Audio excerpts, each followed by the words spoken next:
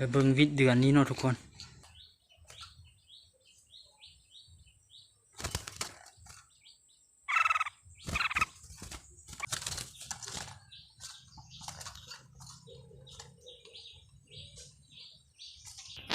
สบายดีเนาะ FC หมดทุกคนเนาะ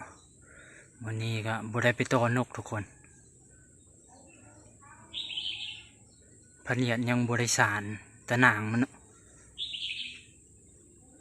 นกเอาก็ห้องอยู่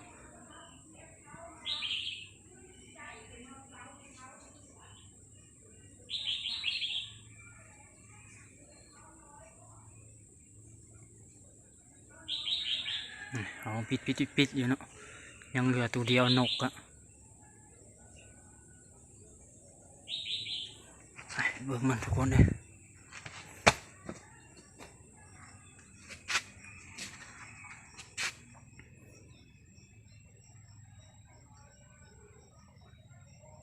นกก็ยังตัวเดียวเนาะ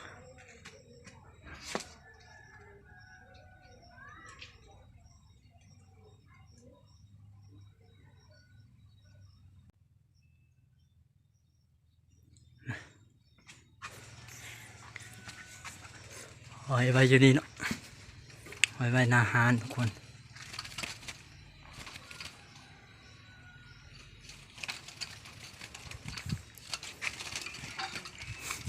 โอ้น้ำมันเหี่ยวละปิดยังตัวเดียวเนี่ยเป็นนกต่อเนาะ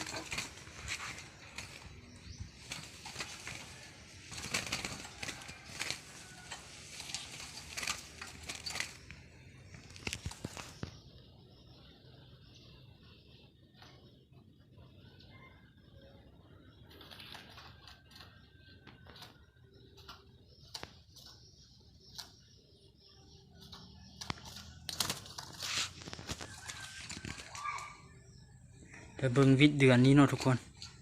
ไปรอบังต่อบ้าง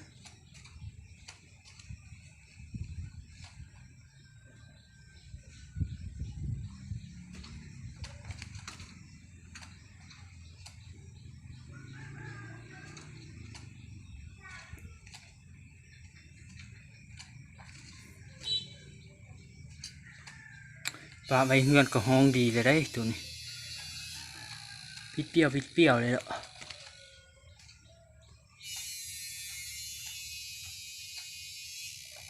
อากาศมันนี่ก็ดีอยู่แดดร้อนแต่ว่าตอนค่ำมาย้ำที่ฝนตกเนาะ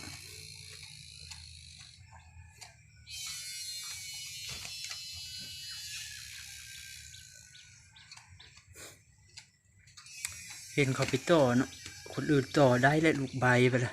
แต่เขตเฮายังบ่มียันเดือนหน้าเนาะเขตเฮาเนี่ยมันจึงมีตอนนี้มันยังพวมเป็นห้างบนนกก็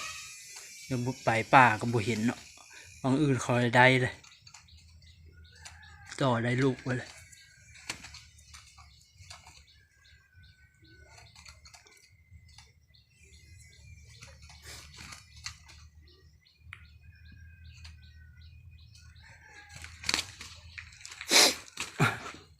บางอื่นคอยได้เลยเนาะลูกมันแถวเฮาพัดยังบ่ทันมียันหากระบอกหากันนั่นเนาะออกมานี่บ่เปลี่ยนลูกใบครับถ้าเบิ่งเดือนหน้าเนาะไปเลาะต่อหาคนสานตะนางให้ก่อนยังบ่มีคนสานตะนางให้เนาะตอนนี้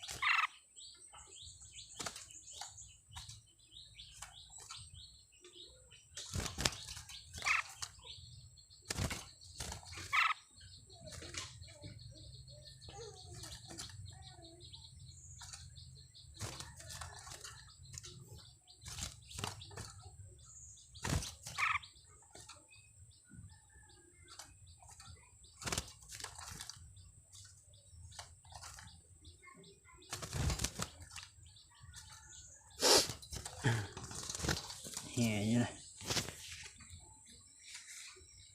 เลียดกะแต่นางมันขาดเนาะ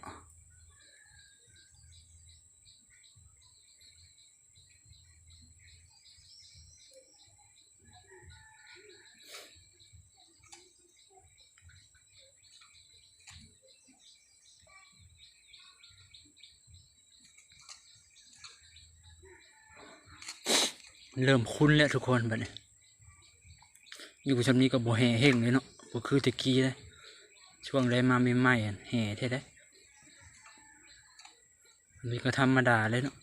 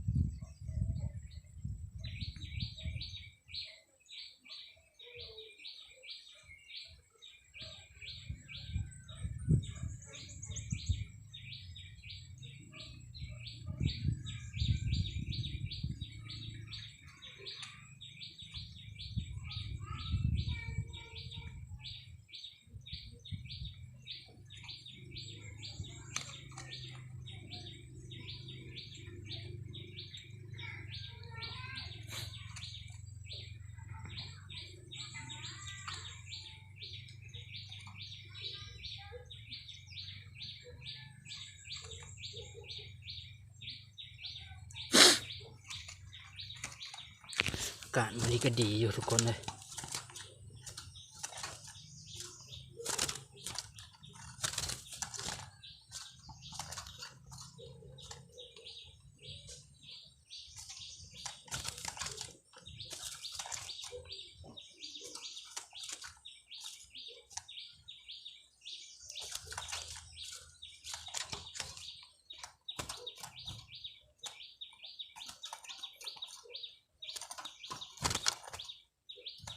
ถือว่าเอาคุ้นหลายเลยเนาะหลายเติบเลยกี่แห่กูนี้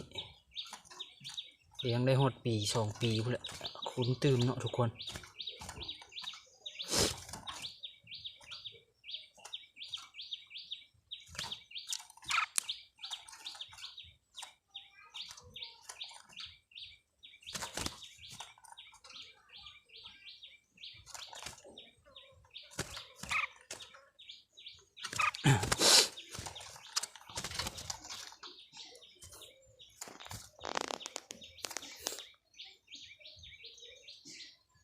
หอมเลย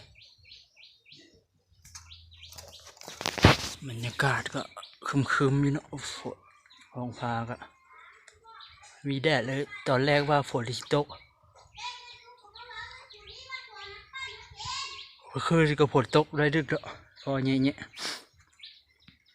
นั่งกองห่มไม้ทุกคนนั่งเบิ่งนกเนาะกองห่มไม้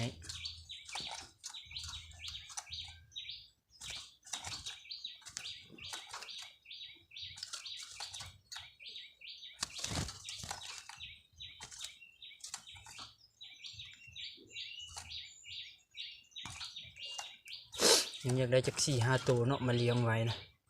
ครับเบิ่งแล้วจึงไปเลาะต่อเอาลูกใบมาเลี้ยง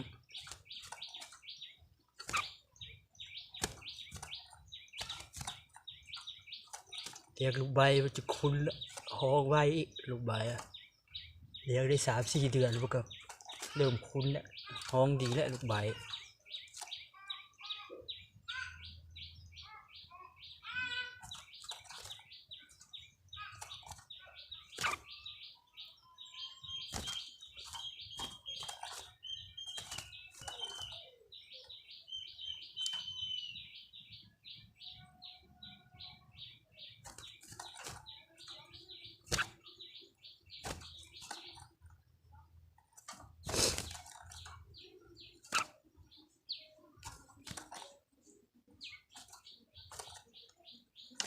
โอเคแล้วทุกคนคลิปนี้ก็มาอัปเดตนกให้เบิ่งคือเก่า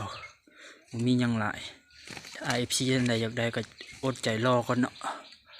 นกอย่าบุได้ไปต่อเพราะว่าช่วงนี้นกมันเฮ็ดห้างนะแถวเฮานะมันยังอยู่เป็นคู่อยู่ไปต่อก็เห็นก็มันบุลงนกมันอยู่เป็นคู่มันบุลงเนาะนกนะต่อกับบุลงเจอกันคลิปหน้าเนาะทุกคนนกขึ้นไว้ก่อนฝนที่ตกเลย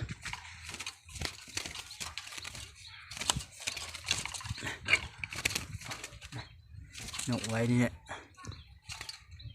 เจอกันคลิปหน้าเด้อทุกคน